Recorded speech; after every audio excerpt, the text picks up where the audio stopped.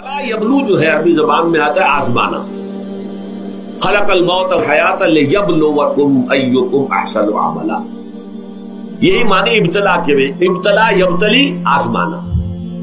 ابلا یبلی جو آتا ہے باب افعال سے، اس میں آتا ہے کسی کو کسی تکلیف میں ڈال کر اس کو نکھارنا، کہ اس کا جوہر نکھر جائے، اس کے اندر جو خیر ہے وہ اور چمک جائے، لوگوں کو بھی معلوم ہو جائے کہ یہ شخص اس مقام کا اہل ہے، اس کے اندر یہ صلاحیت ہے، اس میں یہ قوت موجود ہے.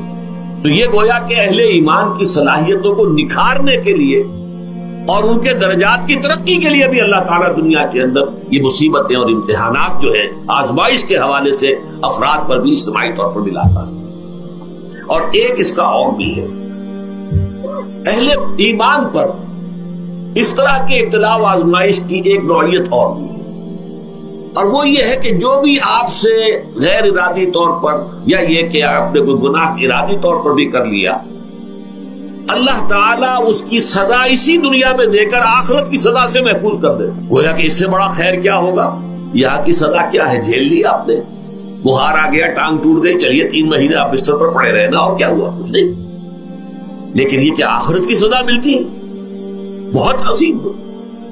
لہذا کفارہ بناتا ہے اللہ تعالیٰ گناہ، جو بھی گناہ ہو گئے، غلطیاں ہو گئی ہیں، ان کا کفارہ اللہ تعالیٰ بندہ مومن کے لیے. حضور کی ایک حدیث ہے، اس کا متن مجھے اس وقت یاد نہیں ہے، کہ مومن کا معاملہ عجیب ہے. اسے کوئی تکلیف پہنچتی ہے، صبر کرتا ہے، اس کے گناہوں کا کفارہ بن جاتا ہے، اور اگر کوئی خوبی ملتی ہے اس پر اللہ تعالیٰ کا شکر ادا کرتا ہے، اس کے درجات بلند ہو جاتے ہیں. تو یہ معاملہ جو ہے اللہ تعالیٰ کی طرف سے بندہ مومن کے حق میں خیر، کہ در حقیقت اس کے ان گناہوں کی پاداش کہ جو اس نے یہاں کر لیے ہیں یہی دنیا میں دے کر دھو دیا جائے، پاک کر دیا جائے. جیسے آپ کو معلوم ہے دھوبی جو ہے کپڑے کو بھٹی میں چڑھاتا ہے، گرم پانی میں ڈالتا ہے کہ ڈالتا ہے تاکہ اس کا میل نکلے، اس کے آگے پٹکتا بھی ہے ذرا اس کو تاکہ وہ میل اچھی طرح چھٹ جائے اس سے. اسی طرح اگر دنیا میں ہمارے میل چھٹ جائیں، دنیا میں اگر ہمارے گناہ دھل جائیں، تو یہ بڑے نفع کا سودا ہے، بڑے نفع کا سودا ہے، بڑے نفع کا سودا ہے. اس اعتبار سے آپ غور کیجئے کہ اگر یہ حقائق ہمارے سامنے رہے تو کیا کوئی تکلیف دنیا کی ہمیں بھاری محسوس ہو؟ ہمیں تو بتایا یہ گیا ہے کہ عسیٰ ان تکرہوا شیئا وہو خیر لکم وعسیٰ ان تحبوا شیئا وہو شر لکم واللہ یعلم وانتم لا تعلمون. ہو سکتا ہے کہ تم کسی چیز کو ناپسند کرو، ذرا آنے کہ اسی میں تمہارے لیے خیر ہے، تمہیں نہیں پتا، اور ہو سکتا ہے تم کسی چیز کو پسند کرو، ذرا آنے کہ اس میں تمہارا شر ہے لیکن تمہیں نہیں معلوم. اللہ یعلم وانتم لا تعلمون، اللہ جانتا ہے تم نہیں جانتے. اس حوالے سے سبردم بتو مایا خیشرا خدانی حساب کم و بیشرا. اے اللہ، اس کو کہتے ہیں تفویض. یہ سورہ تغابن کے درس میں یہ تمام مضامین تفصیل سے آتے ہیں کہ ایمان کے جو باطنی ثمرات ہیں اس میں سب سے پہلے مقام رضا ہے، پھر تفویض، توکل ہے. آپ محنت کر رہے ہیں، محنت کر رہے ہیں، محنت کر رہے ہیں، نتیجہ نہیں نکلا. ایک نتیجہ یہ نکلے ایک بچے نے بہت محنت کی، دن رات کام کیا، فیل ہو گیا امتحان. اب صدمے سے کمر ٹوٹ سکتی ہے اس کی، لیکن نہیں، ہو سکتا ہے کہ اللہ تعالیٰ نے اسی میں میرے لیے خیر رکھی. اس لیے کہ ہماری محنت سے کچھ نہیں ہوگا، ہمارے مادی وسائل سے کچھ نہیں ہوگا، ہوگا اللہ کے اذن سے، اللہ کی مرضی سے، اللہ کی مشیت سے. یہ ہمارے لیے خاص طور پر اس اعتبار سے بہت اہم نکتہ ہے.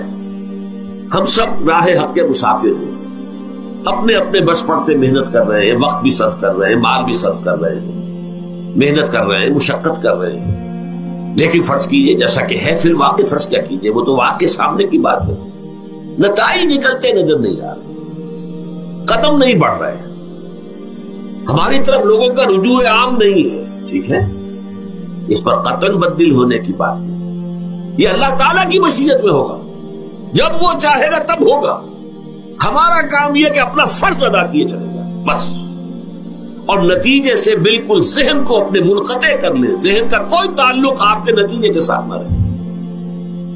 یہ جب تک کیفیت ہماری نہیں ہوگی، ہم اس راہ پر استقامت اور مدام اس پر محنت اور جد و جہد کرنا جو ہے وہ ہمارے لیے ممکن نہیں رہے گا. اس کے لیے میں اگر آپ کے سامنے رکھوں معاملہ کہ حضور صلی اللہ علیہ وسلم کے جو پہلے 10 برس ہیں، جب سے آپ کو آغاز ہوا ہے وحی کا،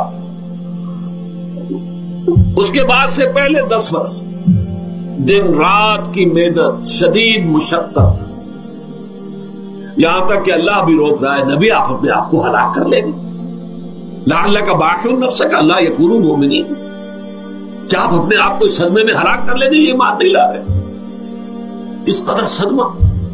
لیکن اس کے ساتھ یہ ہے کہ یہ نہیں ہے کہ نتیجہ نہیں نکل رہا تو کام چھوڑ کے بیٹھ جائے، نہیں، معاذ اللہ معاذ اللہ، نتیجہ نہ نکلے تو حضرت نوح علیہ السلام کی عمر بھی اگر حضور کی ہوتی 950 برس بھی حضور دعوت دیتے تھے، آپ کا کام تھا، آپ کا فرض تھا۔ حضرت نوح علیہ السلام بھی تو آخر اللہ کے ایک بندے تھے، اللہ کے رسول تھے، 950 برس تک دعوت دی، فَلَبِثَ فِيهِمْ أَلْفَ سَنَةٍ إِلَّا 50 عَامًا، یہ تو ہم مانتے ہی نا، اگر قرآن کے اندر نص قطعی صریح الفاظ نہ ہوتے کہ 950 برس تک رہے، ورنہ یہ بات سمجھ سے باہر آتا رہے۔ عام طور پر معلوم ہوتا ہے کہ اس دور میں ابھی عمر زیادہ تھی لوگ۔ بہرحال جو میں نے عرض کیا تھا کہ دکھ جس سے انسان متاثر ہوتا ہے اس کی ایک قسم وہ ہے کہ جو ہمارے ارادہ اور اختیار سے باہر، اللہ کی مشیت سے، اللہ کے اذن سے، اللہ کی مرضی سے آتا ہے، اس کے لیے ہمارا کام صرف برداشت ہے۔ جو شے بھی ہمیں برداشت کی صلاحیت عطا کر دے وہی اس کا علاج ہے۔ جیسے آپ کو معلوم ہے کہ بخار بہت تیز چڑھا ہوا ہے، اس کی دوا نہیں ہے اسپرین یا کوئی اور پیراسیٹامول، بخار کی شدت کو کم کر دے، وہ کوئی علاج نہیں ہے۔ علاج تو ہوگا اگر معلوم ہو کہ کون سے جراثیم ہے، کس کی وجہ سے ہے، اس کا صحیح اینٹی بایوٹک کون سا ہے، وہ علاج ہوگا، یہ علاج نہیں ہے۔ لیکن اس کی شدت کی کمی اور اس کے اندر جو احساس ہے جھیل جانے کا، وہ انسان کے لیے آسان ہو جاتا ہے۔